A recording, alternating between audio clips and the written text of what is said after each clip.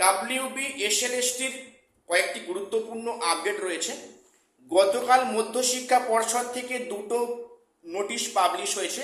তার মধ্যে একটা আছে ভেরিফিকেশন নোটিশ, সেখানে প্রায় 360 জনকে ডাকা হলো। আমি সে নিয়ে আলোচনা করব। এবং এখানে আরেকটি সেখানে বিজ্ঞপ্তিতে নিয়োগপত্র দেওয়ার একটা নোটিশ পাবলিশ হয়েছে। এটা কাদের জন্য এবং কেন আমি সে নিয়ে ডিসকাস করছি। এবং ইউজিসি সার্টিফিকেট কিন্তু ভেরিফিকেশনে লাগবে। কাদের লাগবে কাদের লাগবে না আমি সেটা নিয়েও আলোচনা করছি। কাজে ভিডিওটা খুবই ইনফরমেটিভ। চ্যানেলটা সাবস্ক্রাইব করে দিও এসএসসি, পিএসসি এবং গ্রুপ সি, গ্রুপ ডি গুরুত্বপূর্ণ আপডেট পাওয়ার জন্য। আজকে প্রথম বলি, গতকাল মধ্যশিক্ষা পর্ষদ থেকে দুটি বিজ্ঞপ্তি প্রকাশিত হয়। একটি হচ্ছে ভেরিফিকেশন সংক্রান্ত, সেখানে নতুন করে 360 জন ক্যান্ডিডেটদের ভেরিফিকেশন লিস্ট প্রকাশ করেছে। এবং এখানে একটা 14 পৃষ্ঠা একটা মানে পিডিএফ দিয়েছে। সেখানে প্রায় 360 জনের একটা নামের লিস্ট আছে। এটা কাদের জন্য?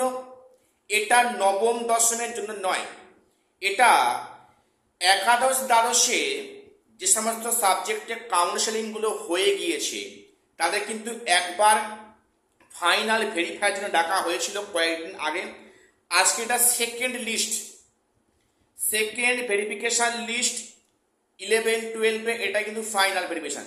এরপরে নিয়োগপত্র দেবে মধ্যশিক্ষা পর্ষদ। তোমরা জানো কিন্তু এসএসসির কাজ রেকমেন্ড করা, আর বাকি কাজ কিন্তু মধ্যশিক্ষা পর্ষদের। কাজেই প্রত্যেককে WBSC সাইটের প্রত্যেক ফলো রাখবে কোন মুহূর্তে কি বিজ্ঞপ্তি আসে না আসে।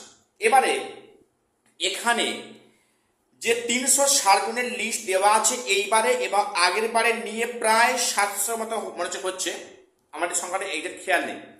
তো এই যে এই সমস্ত ব্যক্তিদের কিন্তু ডাকা হয়েছে ডকুমেন্টস ভেরিফিকেশনের জন্য। এটাই লাস্ট ভেরিফিকেশন।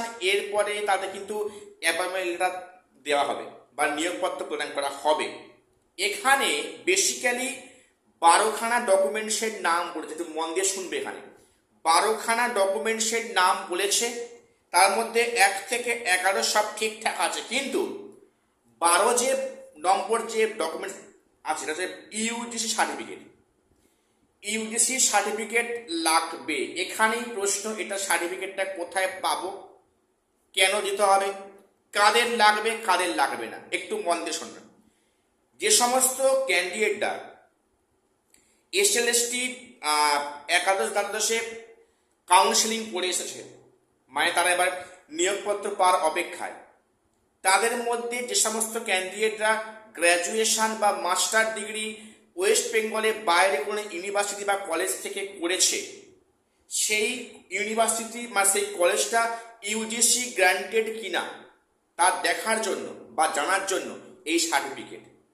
তাহলে পক্ষান্তরে বলতে পারি যে যে সমস্ত ক্যান্ডিডেটরা গ্র্যাজুয়েশন বা মাস্টার্স ওয়েস্ট বেঙ্গল থেকে করেছে তাদের কোন কিনে লাগবে না, ইউজিসি লাগবে তাদের যারা কিনা ওয়েস্ট বেঙ্গল ব্যতীত অন্য কোনো স্টেট থেকে গ্র্যাজুয়েশন বা মাস্টার করেছে, তাদের কিন্তু সেখানে ইউজিসি সার্টিফিকেট লাগছে। এটা কোথায় পাওয়া যাবে? দেখো, তুমি যে কলেজ থেকে পাস করেছো সেটা যে ইউনিভার্সিটির আন্ডারে তোমাদের, সেখানে গিয়ে সেই ইউনিভার্সিটিটা আদৌ মানে সেই কলেজটা আদৌ ইউজিসি গ্র্যান্ট কিনা তা দেখার জন্য সার্টিফিকেটটা আনতে হবে। ওটা ছাড়া কিন্তু অ্যালাউ হবে না। এটা কিন্তু সবার জন্য নয়, আবারও বলে দিচ্ছি, কেউ ভুল বুঝবে না। তো এবারে যে সমস্ত মানে তোমরা বলছিলে না যে হয়তো এই প্রক্রিয়াটা নিয়োগ হবে না বা হয়তো এটা ক্যান্সেল হবে, কাজেই অনেকে বলছো যে আমি 9-10 ডাক পেয়েছি, আমি ইন্টারভিউর জন্য প্রিপারেশান নেবো কি না বা ভয় করছে, সাহস পাচ্ছি না। দেখো, এবার কিন্তু পরিষ্কার ইঙ্গিত যে 2025 এসএলএসটি কিন্তু নিয়োগ প্রক্রিয়া সরকার শুরু করে দিয়েছে। কোনো সন্দেহ নেই, আগামীতে কিন্তু নবম দশমের ভেরিফিকেশন ইন্টারভিউ শীঘ্রই আরম্ভ হবে। এটা নিয়ে কোনো মনের দ্বিধা, সন্দেহ, সংকোচ, কুণ্ঠা রাখবে না। আমি কিন্তু ভিডিওতে তোমাদের বলে এসেছি যে বারবার বলছি যে এই নিয়োগ কিন্তু হবে। এই নিয়োগকে এড়িয়ে কখনোই 2000 এসএলএসটি হবে না। 2025 এসএলএসটি নিয়োগ না করা অবধি থার্ড এসএলএসটি বিজ্ঞপ্তিও আসবে না, পরিষ্কার। কাজেই এটা নিয়োগ করবে সরকার বদ্ধপরিকর, কিন্তু বাজেটে এটা সম্বন্ধে একটা কি ওয়ার্ড কিন্তু ব্যয় করেননি সরকার। এটা কিন্তু সন্দেহ হলেও আবারও প্রমাণিত যে কিন্তু এসএলএসটি 2025 নিয়োগ প্রক্রিয়া শেষমেশ শুরু হয়েছে, অলরেডি শুরু প্রক্রিয়া হয়ে গেছে। এবং এই যে 360 প্লাস আর কিছু আছে, এই 600 মতো যে ডেকেছেন, এদের কিন্তু এটাই ফাইনাল ভেরিফিকেশন। এরপরে তাদের কিন্তু নিয়োগপত্র হাতে দেওয়া হবে মধ্যশিক্ষা পর্ষদ থেকে। কাজেই তারা শীঘ্রই জয়েন করছেন। এইবারে আরেকটা বিষয় বলে রাখি, অ্যাপয়েন্টমেন্ট লেটারটা কাদের জন্য? দেখো, এর আগের বারে আপার প্রাইমারিতে সম্ভবত 11 কি 12 দিন নিয়ে একটা ঝামেলা হয়েছিল, সেটা নিয়ে সুপ্রিম কোর্টে কেসও হয়েছে।